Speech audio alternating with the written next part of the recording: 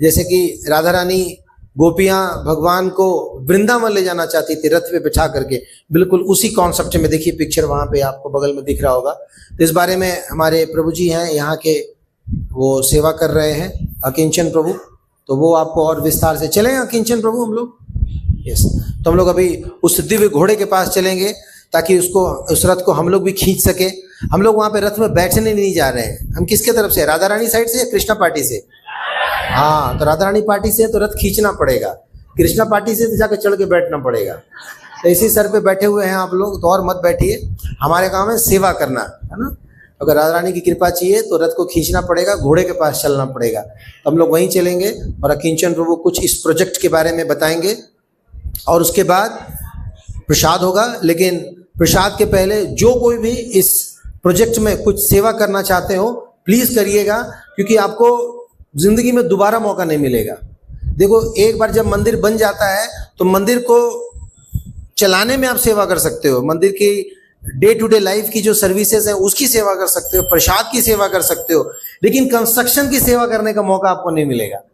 तो कंस्ट्रक्शन अभी चल रहा है, तो आप में से मन में संकल्प ले लीजिए, वहां जाकर के आप प्लेज कर सकते हैं, या फिर आप ऑन द स्पॉट चाहें तो कर सकते हैं। कुछ ना कुछ मैं जरूर चाहूंगा कि आप लोग सेवा करके जाएं, क्योंकि ये बहुत ही दिव्य मौका है भगवान के इस दिव्य महान प्रोजेक्ट में अपना योगदान देने का।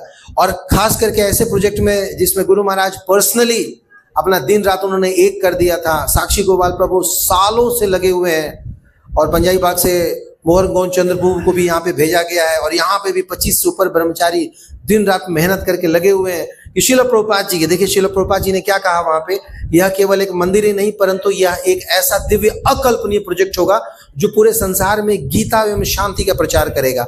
तो प्रचार कैसे होगा? जब हमारा एक डेडिकेटेड कोई स्थान होगा। तो ये दिव्य प्रोजेक्ट जो है श्रील प्रभुपाद जी का विजन रहा है, उसी को सारे भक्त लोग मिल करके साकार करने का प्रयास कर रहे हैं। तो और हम लोग श्रवण करेंगे वहां पे चल करके, और लेकिन मेरी आपसे यही प्रार्थना रहेगी कि सब लोग यथाशक्ति यथासंभव कुछ न कुछ सेवा अवश्य कीजिएगा, ठीक है। श्रील प्रभुपाद की। तो सब लोग धीरे धीरे प्रस्थान करें, प्रभु जी आपको गाइड करेंगे। हरे कृष्णा।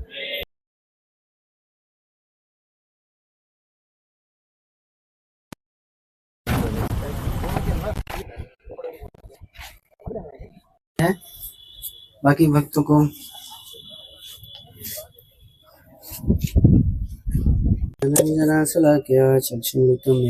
तस्मै श्री गुरुवे नमः। नमो विष्णुपादाय कृष्णपृष्ठाय भूतले श्रीमते गोपाल कृष्ण गोस्वामी इति नामिने। प्रभुपादस्य साहित्यं यः प्रकाशयति च प्रचारं कृतवान् साधु भगवत्पादाय ते नमः। नमो विष्णुपादाय कृष्णपृष्ठाय भूतले श्रीमते भक्तिवेदांत स्वामी इति नामिने। नमस्ते सरस्वती देवी गौरवाणी प्रचारिणे निर्विशेष शून्यवादी पाश्चात्य देश तारिणे। जय श्री कृष्ण चैतन्य प्रभु नित्यानंद श्री अद्वैत गदाधर श्रीवासादि गौर भक्त वृंद। हरे कृष्णा कृष्णा कृष्णा हरे हरे, हरे राम राम राम हरे हरे। हरे कृष्णा। सबसे पहले आप लोग का हार्दिक स्वागत है इस्कॉन कुरुक्षेत्र में। तो मैं सबसे पहले मंदिर के बारे में अच्छे से थोड़ा डिटेल में आप लोग को बता दूंगा कि जब फर्स्ट टाइम श्रील प्रभुपाद जी जब कुरुक्षेत्र धाम में आए थे 1975 में, 1975 में जब फर्स्ट टाइम आए थे, तो प्रभुपाद जी गए थे साइड पे जहाँ पे भगवान ने गीता बोली है, जब वो वृक्ष है जहाँ पे बोली है। तो प्रभुपाद जी वहाँ पे जैसे पहुंचे, प्रभुपाद जी ने तुरंत आदेश दिया कि यहाँ पे हमारा इस्कॉन का एक सेंटर भव्य मंदिर होना चाहिए। तो प्रभुपाद जी का विजन था कि एक भव्य मंदिर होना चाहिए, कोई साधारण नहीं, भव्य मंदिर हो जहाँ से क्या हो, देश विदेश क्या हो, गीता का प्रचार हो, ऐसा विजन था प्रभुपाद जी का। तो गुरु महाराज इस विजन को पूरा करने के लिए पूरा लगे हुए थे। तो फर्स्ट टाइम गुरु महाराज ने जो लैंड लिया, जस्ट ज्योति सर जहाँ पे भगवान ने गीता बोली है, जस्ट उसी के बगल में ही बहुत परिश्रम करने के बाद फिर वो लैंड मिला। तो गवर्नमेंट का लैंड था, बट उसमें हुआ था कि गांव वाले ही कुछ लोगों ने लैंड गवर्नमेंट को दिया था, और फिर गवर्नमेंट ने फिर हमें दिया था। फिर जैसे ही गवर्नमेंट को पता चला, जैसे गांव वालों को पता चला कि इस्कॉन आ गया है, इस्कॉन वाले फिर यहाँ पे लैंड ले लिए, अपना मंदिर बनाने जा रहे हैं, फिर वो जो जिसने डोनेट किया था फिर वो धीरे धीरे अपना विथड्रॉ करते हैं कि नहीं ऐसा नहीं, फिर केस चलता है। तो लगभग 15 साल ये केस चलता है उस लैंड के लिए। गुरु महाराज चाहते थे कि वहीं पे बने, इसलिए 15 साल केस चला। और फिर लास्ट में पता चला कि अब इतना लंबा समय, गुरु महाराज बोले कि इतना लंबा समय है भी नहीं अब हमारे पास, तो अब क्या करो। साक्षी गोपालपुर जी बोला कि अब कहीं और लैंड लो। फिर साक्षी गोपालपुर जी फिर यहाँ पे फिर लैंड फिर फाइनली यहाँ पे लेते हैं। पूरा 6 एकड़ का लैंड है। तो महाराज ने बहुत संघर्ष किया इस लैंड को लेने के लिए। जिस दिन लैंड का रजिस्ट्री होता है उस दिन महाराज सुबह से लेके रात तक पूरा फास्टिंग रहते हैं। रात को 9-10 बजे जब रजिस्ट्री हो जाती है, पूरा साइन होके रेडी हो जाता है कि लैंड अब हमारा है, उसके बाद फिर महाराज जाते हैं नहा धो के फिर प्रसाद लेते हैं। तो ये महाराज का डेडिकेशन है इस कुरुक्षेत्र के प्रति कितना हो। फिर तो ये पूरा लैंड 6 एकड़ में मिल गया। 2015 में फिर इसका भूमि पूजन स्टार्ट करके इसका कंस्ट्रक्शन पूरा स्टार्ट हुआ। तो इस पूरे मंदिर में पूरा जैसे आप लोग देखे रहे हैं कि रथ के आकार का मंदिर है। इसमें 4 घोड़े लगे हैं, लगभग 28 फीट के घोड़े हैं और 25 फीट के 3 रथ के पहिए इस साइड हैं, 3 इस साइड हैं, तो टोटल 6 पहिए लगे हुए हैं। और ये पूरा जो हम खड़े हैं जहाँ पे स्लैब है, ये सारा पूरा बेसमेंट है। लगभग 6 में से 4 एकड़ बेसमेंट है। इस्कॉन का सबसे बड़ा बेसमेंट है। तो बेसमेंट में पार्किंग रहेगी, लगभग 100-150 गाड़ियां पार्क हो सकती हैं। और कुछ ऑफिसेस रहेंगे, कुछ स्टोर रूम्स रहेंगे, चिलिंग प्लांट है, ये सारी चीजें हमारे बेसमेंट में रहेंगी। और ये ग्राउंड फ्लोर है। ग्राउंड फ्लोर प्रसादम हॉल है, जिसमें एक साथ बैठ के आराम से 500 से 600 लोग प्रसाद आराम से पा सकते हैं। और फर्स्ट फ्लोर है। फर्स्ट फ्लोर पे म्यूजियम बनेगा, अभी होल्ड पे है वो, जैसे उसका काम स्टार्ट होगा वहाँ म्यूजियम बनेगा। वहाँ पे गीता आके रखी हुई है, जो कि बड़ी वाली गीता है वो आके रखी हुई है। जब इनॉग्रेशन होगा तो उसको ओपन किया जाएगा। सेकेंड फ्लोर पे मंदिर है, जिसमें 3 ऑल्टर होंगे। बीच में होंगे कृष्ण अर्जुन, लेफ्ट साइड में जो गौरनीता है, और जगन्नाथ बलदेव सुभद्रा और राइट साइड में। तो ये हो गया ये सामने वाला ब्लॉक। और अभी के लिए हम जाएंगे तो अगर देखना चाहेंगे तो हम सीढ़ी लगे हैं दोनों साइड, सीढ़ी से जा सकते हैं, लिफ्ट से जा सकते हैं। और जब सब कुछ रेडी हो जाएगा, जैसे कि ये देख रहे हैं कॉलम्स अभी बन रहे हैं, तो उसके पास में हमारा गोविंदा रेस्टोरेंट बनेगा। और वो पीछे जो बिल्डिंग है वो ब्रह्मचारी आश्रम है। और ठीक ऐसे ही लेफ्ट साइड में एक ऐसा सेम बिल्डिंग है, वो है रेस्टोरेंट, गेस्ट हाउस, जिसमें अराउंड 90 रूम्स रहेंगे। तो इसमें जाने का कुछ प्रोसीजर ऐसा रहेगा। यहाँ पे स्टेप्स बन रहे हैं, ये जो सारे कॉलम्स बने हुए हैं यहाँ स्टेप्स बनेंगे। स्टेप से आप सीधा जाके राइट टर्न लेंगे, सीधे सेकेंड फ्लोर पे लैंड करेंगे। सीधे आप दर्शन करें सेकेंड फ्लोर से, फिर आके फिर ऐसे फिर एग्जिट कर सकते हैं। तो ये ऐसा बनेगा। और बाकी घोड़ों के बारे में अभी महाराज मतलब कई सालों से, लगभग कल ही अभी मोहन गोचंद जी बता रहे थे कि लगभग 22 साल से महाराज घोड़ों के बारे में सोच रहे थे कि घोड़ा कैसा होना चाहिए। उसके लिए अलग अलग ड्यूटीज को अलग अलग देश में जहाँ पे ऐसे घोड़े हैं, कुछ घोड़े हैं, उसको देखने के लिए भेजते थे कि देख के आओ कैसा घोड़े बनेगा। तो फाइनली चल के इंडिया की एक कंपनी थी जिसने दिल्ली में ही शायद वो एक बहुत बड़ा शेर बना हुआ है, शायद कोई गवर्नमेंट का वो है, हाँ सही, संसद के पास में सेम वही कंपनी फिर आके फिर ये घोड़े बनाती है। तो महाराज जब आए, जब घोड़े इंस्टॉल हो गए थे, तो महाराज ने इस घोड़ों का पूरा वर्शिप किया था। घोड़ा हुआ और जो व्हील्स भी लगे थे तो व्हील्स का भी वर्शिप किया था। महाराज को बहुत घोड़े बहुत अच्छे लगे थे ये।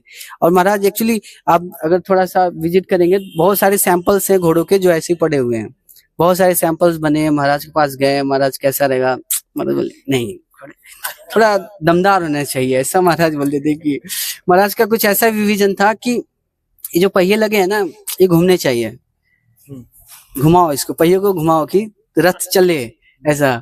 तो फिर हमने बात किया, तो घूम सकता है, प्रोजेक्शन के थ्रू घूम सकता है। फिर हमने बोला महाराज प्रोजेक्शन के थ्रू घुमा सकते हैं, ऐसा ऐसा खर्चा आएगा। बोले ठीक है।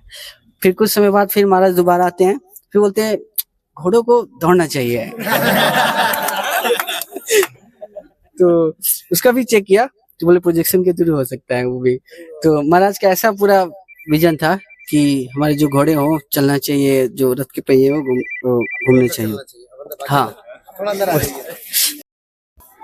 ये आपने बता दिया, सब लोग वही किया है। थोड़ा चल दिए हैं।